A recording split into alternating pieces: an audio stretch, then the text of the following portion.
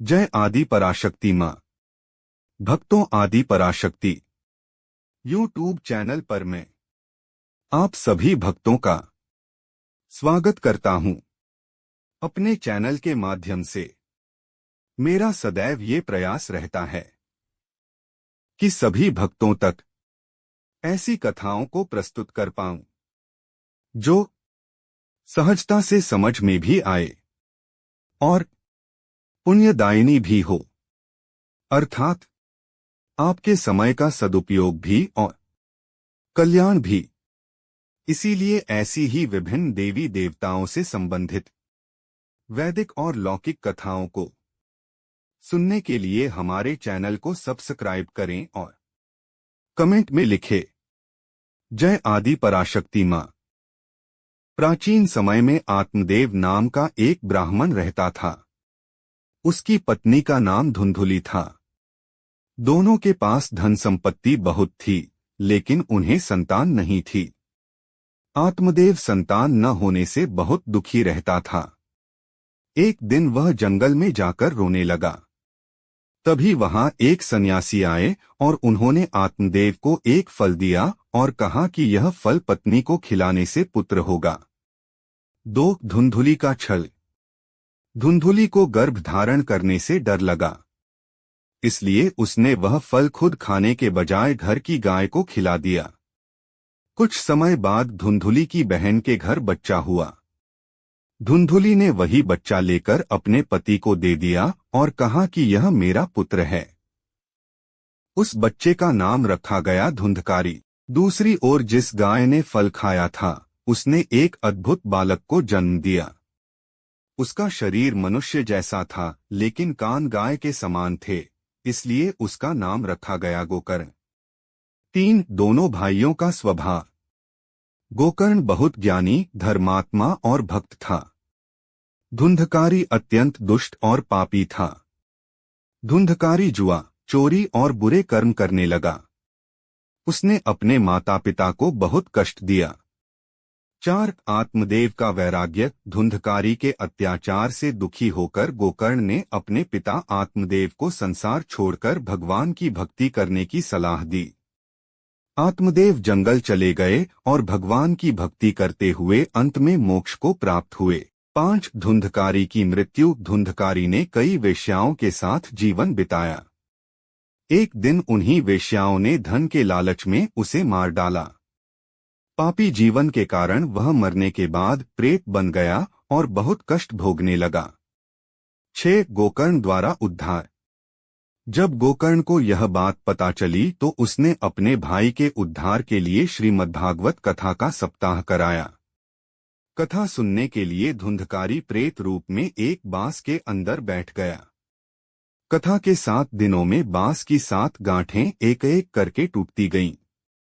7वें दिन जब कथा पूरी हुई तो धुंधकारी का प्रेत शरीर समाप्त हो गया और उसे दिव्य शरीर मिल गया। 7. मोक्ष प्राप्ति। कथा के प्रभाव से धुंधकारी को भगवान के धाम जाने का अवसर मिला। इस प्रकार गोकर्ण ने अपने भाई का उद्धार कर दिया। कथा का संदेश। सत्संग और भागवत कथा से पापों का नाश होता है। धर्म और भक्ति से मनुष्य मोक्ष प्राप्त कर सकता है। बुरे कर्मों का परिणाम दुखद होता है।